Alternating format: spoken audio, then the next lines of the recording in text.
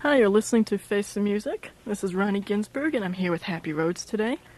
We're just listening to Phobos and Wrong Century from her new CD, Warpaint, and I guess there's going to be a new one out. When did you say that new CD is going to be out? The start of the new year, January. Is there a title to it? No. Okay. How's the material coming along on that? The material's all written. We've gone into pre-production right now, and we go into the studio to record within the next few weeks. Oh, great. Starting with your name at the beginning. Is Happy your real name? Okay. I was born Kimberly Tyler Rhodes, and from the day I was born, I was never called Kimberly. I was called Happy because I was such a happy baby, and that was initiated by my brother Mark. From that point on, that was my name. However, I went to Catholic school as a child. They would not allow me into the school using the name Happy. Oh, so wow. they insisted that I use the name Kimberly, and that was fine. Just when I reached age 16, I legally changed it over to Happy, because that's the only name anybody knew me by anyway. So to that extent, it is my real name. It always has been my name. Now that's kind of interesting, having a name like Happy, but then a lot of your music, especially your earlier music, tends to be a little on the macabre side and a little on the heavy side. Now, are you a happy person, or is this just... I think I always was a happy person. I think that getting all that macabre material down on tape was very useful in being a happy person. And aside from that, it would have been really goofy if my name were morose or gloomy, so I think Happy was the wisest choice. It goes really well with Rhodes, too, don't you think? Yeah, sounds great. Okay. Happy trails. Oh, never mind. Has anyone done that to you before? No, Ronnie, no one. I'm sorry. All right, you can slap me later. Going back to some of your earlier music also, you have such soft vocals and the rich harmonies and the melodic music, and then you look at the lyrics sheet and, my God, some of it is really heavy stuff. Would you like to... Yeah, well, as we were talking about before, I like... Sonically, there's a certain sound that I was going for. Unlike an artist like Peter Hamill. Peter Hamill, I don't know if you're familiar with him, but he was with Van de Graaff Generator. But he had very, very heavy, deep, dark lyrics, and it was very important to him that he emote in the same way. He would cry, he would scream, he would thrash, and sonically that didn't set with me. Mm-hmm. Sonically, I needed something very smooth and soft and pleasing to the ear. But it never occurred to me to match what I was saying with the sonic aspect. Mm-hmm.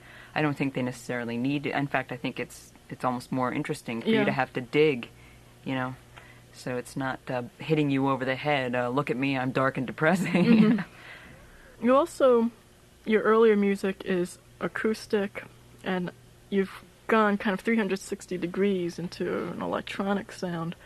People heard the first few cuts were from Happy Rhodes 1, or Rhodes 1, I should say. And Warpaint is much more up-to-date as far as the latest technology and music and such. Do you care to go back to acoustic at all, or are you happier with the new technology and the... Well, I think it's more along the lines of I was always unhappy with the acoustic aspect of my music. I still play acoustic guitar. I no longer write on the acoustic guitar that much because I found it to be too limiting. That's not to say how other people deal with the instrument. It's a great instrument. I love it. When I first started writing music, I knew there was something very limiting, only for me. In my head, I was hearing things. Also, there's the fact that I was brought up on Switched on Bach, which is electronic music. One of the first electronic albums to come out. And that had a really heavy impact on me.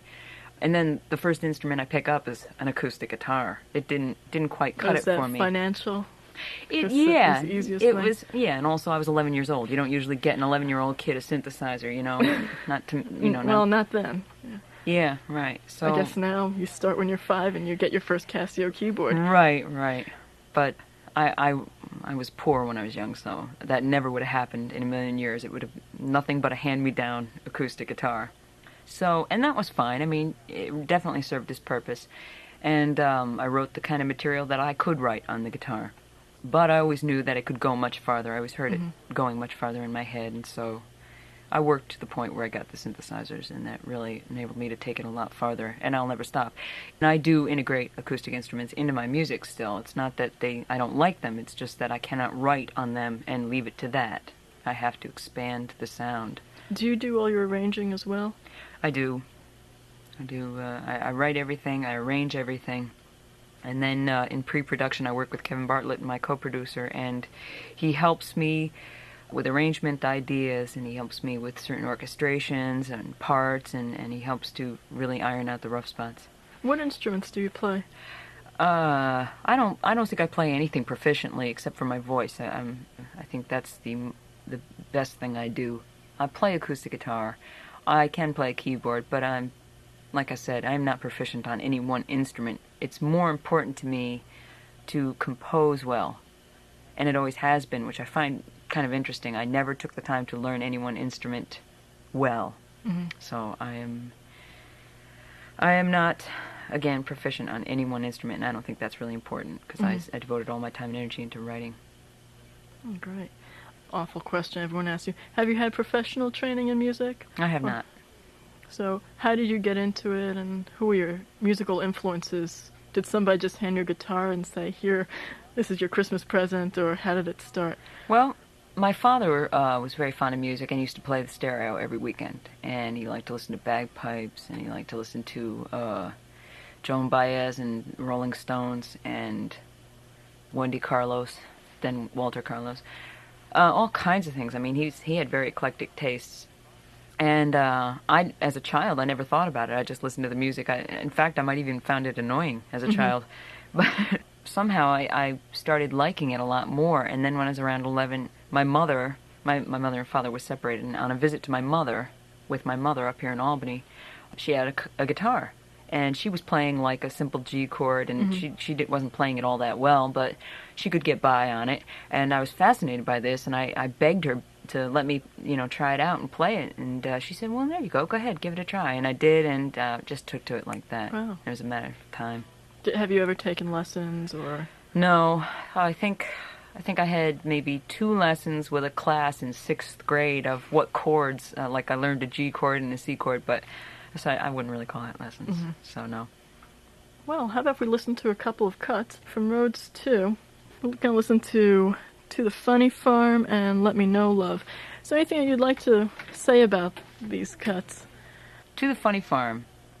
I went through a period of time where I really thought I was crazy, and I really thought I was depressed. I was really a very happy person, I just didn't know it.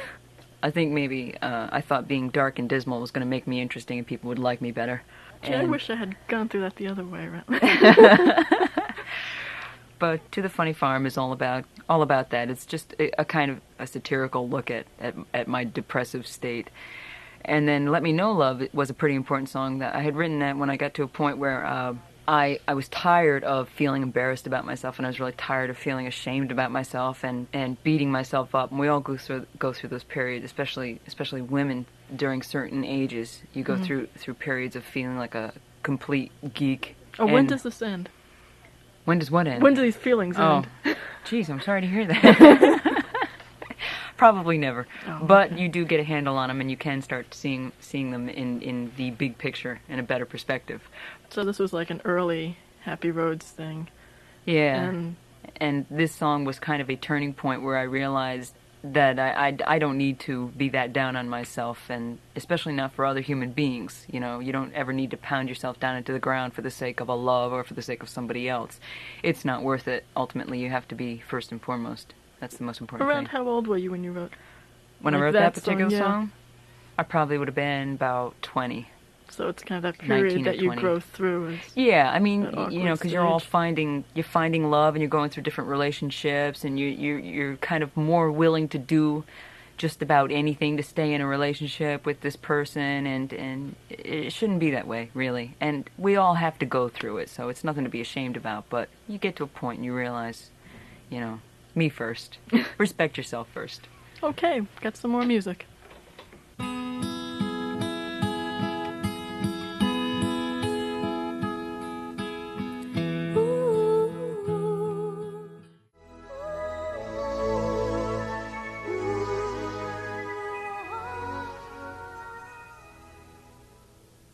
Hi, we're back with Happy Rhodes.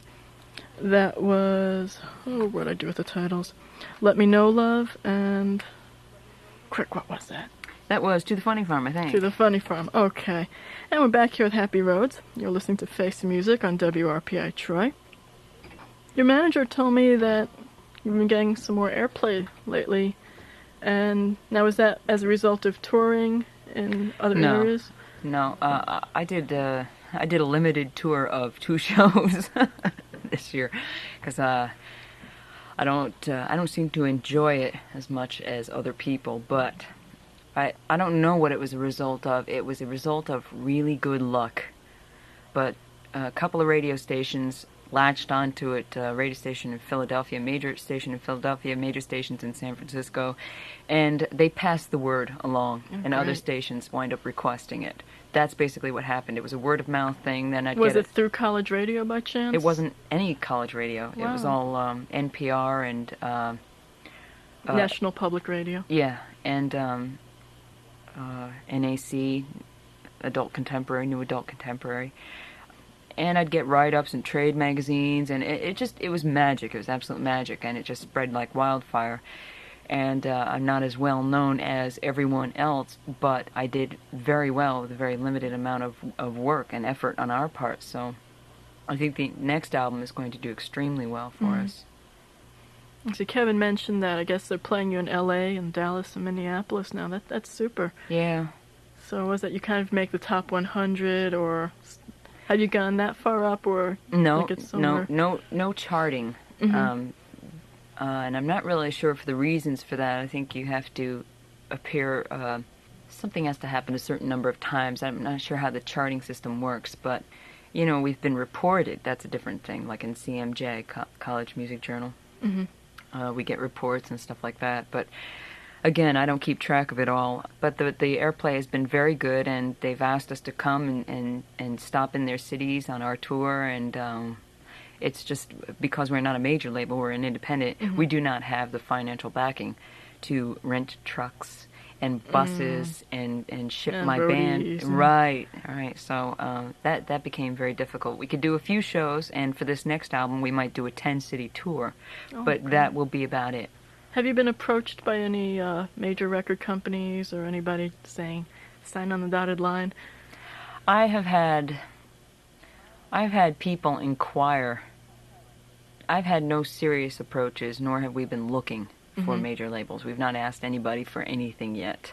And it's amazing how much they've been poking their nose in to see what we're doing. It's all a matter of dollars. So once you get to a point where you're making a certain amount of dollars, or one particular record store in a major city is reordering your album and reordering, then that's when the record companies say, hey, wait a minute, who is this person? And they start asking questions. So we've had them asking questions. We've not had them saying, sign on the dotted line, because they're dorks, and it's getting them to get you to sign on the dotted line is it's difficult. But I don't want that anyway. I don't think that's what we're looking for. You like the freedom of being a total freedom. Yeah. The only drawback is not having the capital to back the company. So. And probably the advertising is nice too. Right. That's really nice, and that's something that we've had to live without. But for the next album, it's going to be different. So we're going to do as much as we can. We're playing in the big leagues now, so we have to do certain things now for this next album. We touched briefly on it. Your musical influences. I'm glad that you weren't offended when I compared you to Kate Bush. Were you influenced by Kate Bush, or were you already recording and then you happened to hear Kate Bush? Because I've noticed that your vocal style and your arrangements are fairly similar, especially that way that you have your high vocals, your soprano vocals backing up the lower ranges. Which is kind of striking. Yeah. Well, I was introduced to Kate Bush when I was 16 or 17, which is well after I started writing music.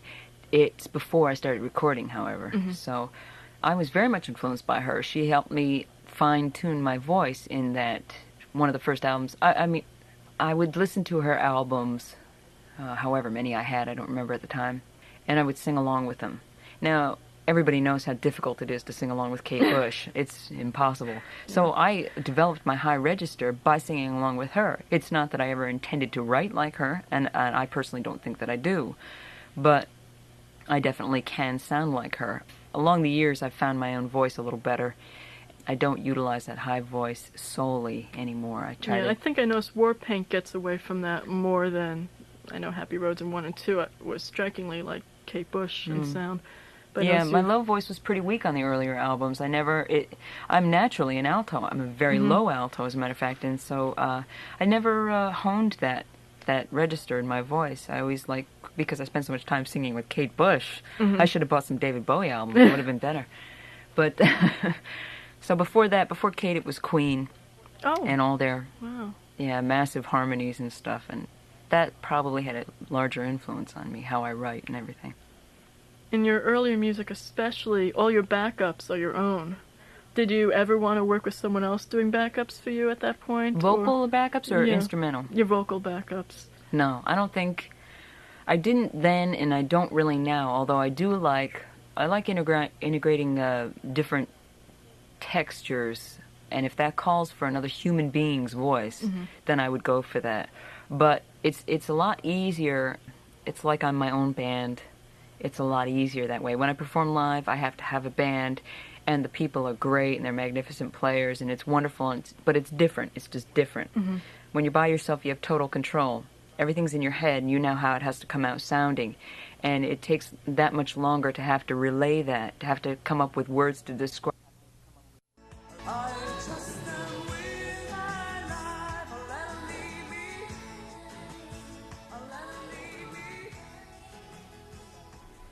I'm back with Happy Rhodes.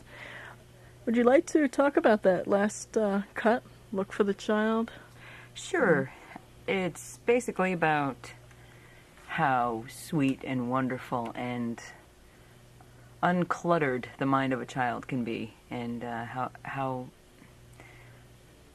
their fears and their jealousies and their prejudices come from ours.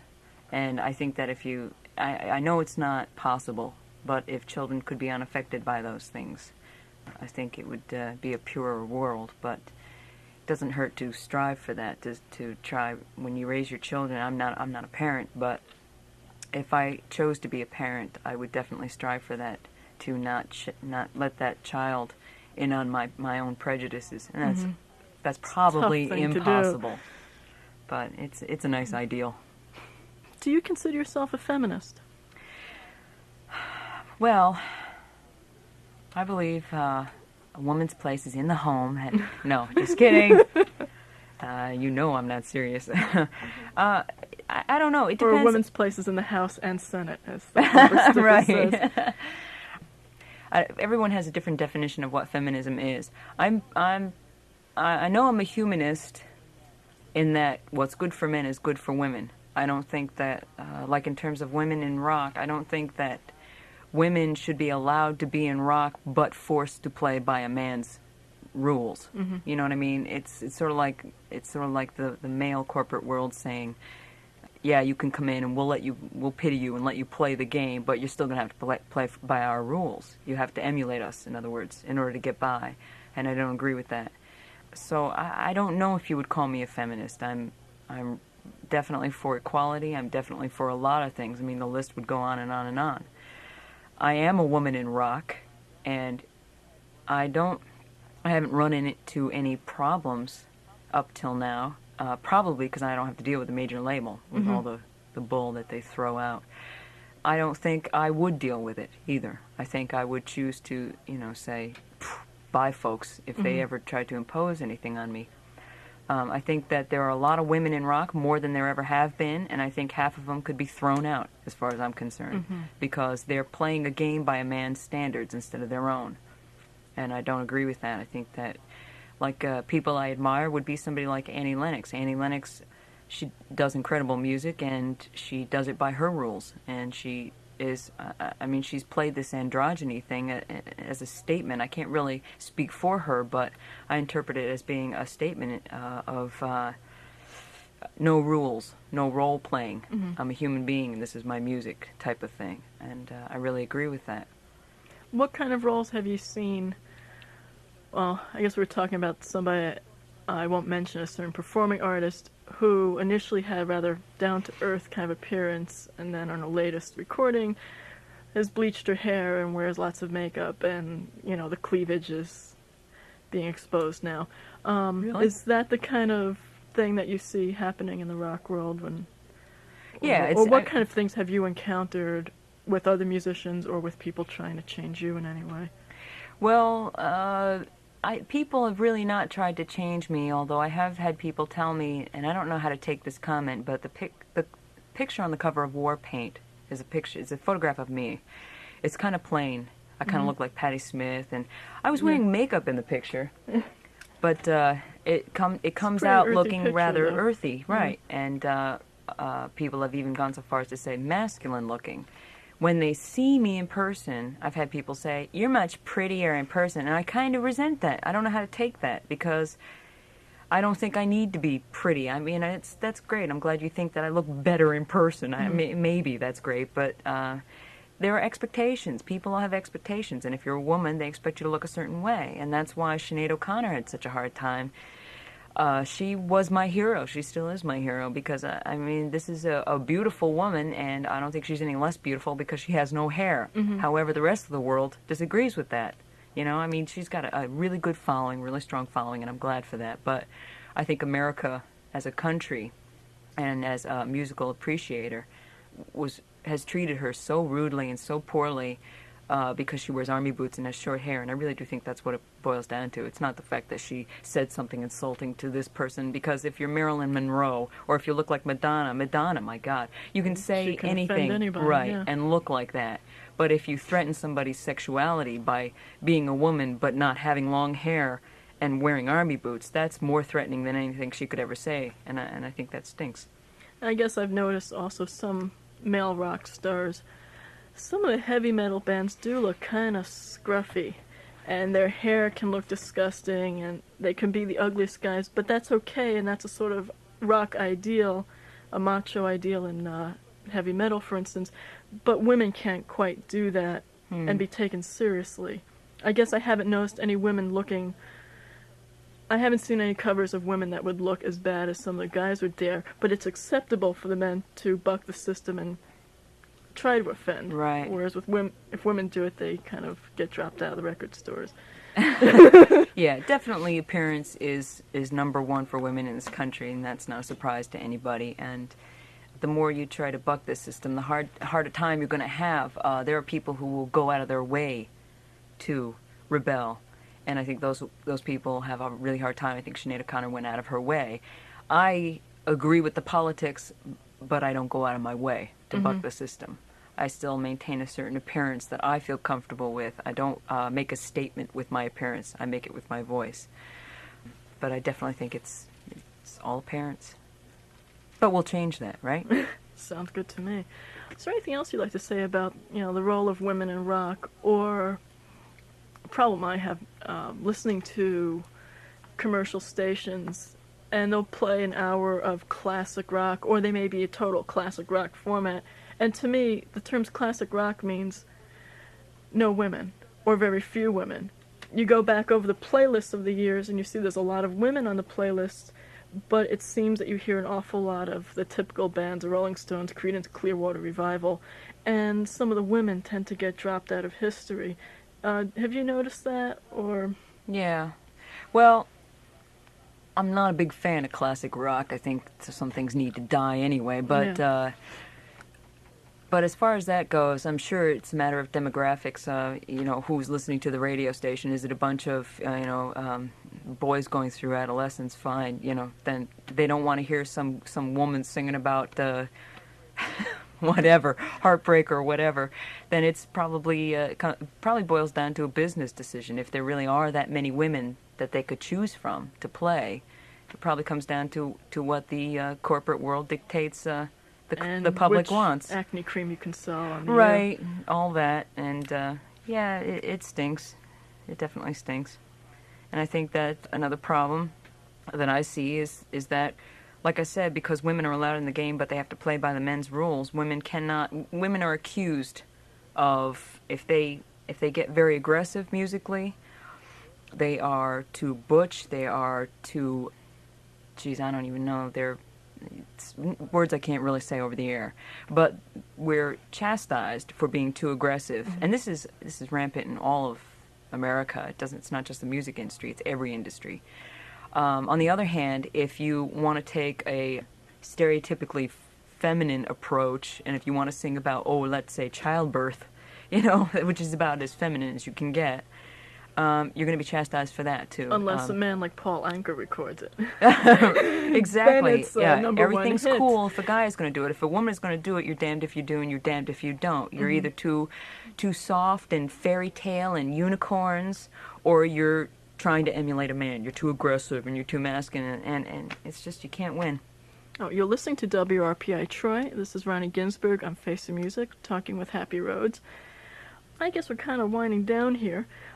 If you had your choice, how would you classify Happy Rhodes? If you were to make up your own section in a record store, where would you put Happy Rhodes? Well, I wouldn't have to make up my own section. I would, if I owned a store, my first assumption would be that it's alternative.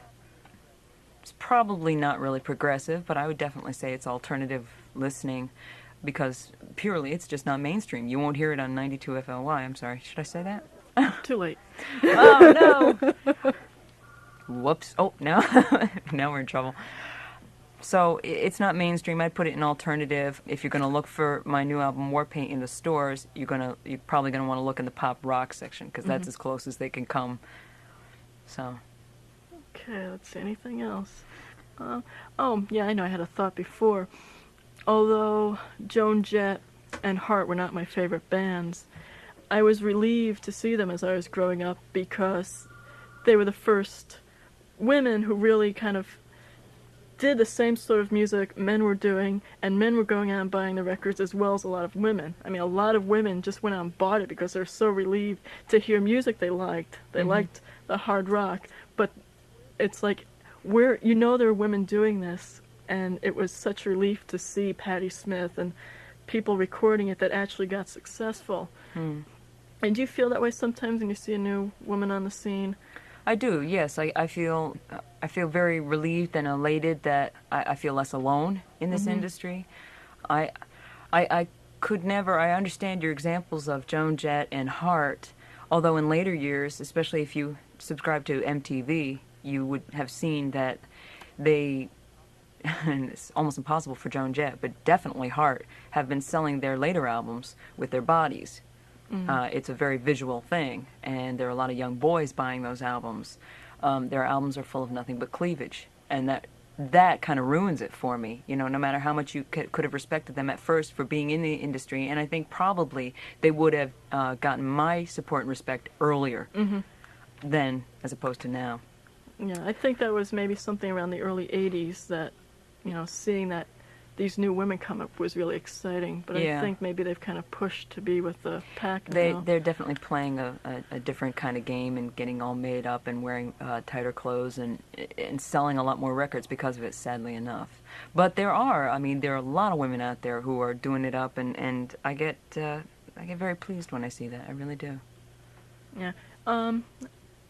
I'm not mentioning folk music because obviously there is a good percentage of women in the folk music field, but just going into the sort of pop rock field, because that's where Happy Rhodes would be more coming from. That's why I mentioned that and those particular musicians.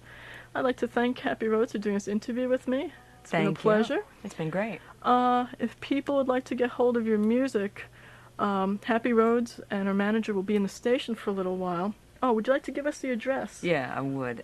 If you want to correspond, if you have questions or need a catalog or anything of that sort, or just want to be put on the mailing list, you can write to Aural Gratification, which is AURAL Gratification, Post Office Box 8658, Academy Station, Albany, New York, 12208. Okay, and Happy Rhodes will be in the station for a few minutes if you'd like to speak to her or talk to her about being able to get hold of her music or her concert dates, whatever. What my general opinions on life are. Or her general opinions on life. There we go. Okay, we'll close this interview with a cut. Let's see. Perfect Irony from her CD Rearmament. And thank you, Happy Rhodes. Thanks.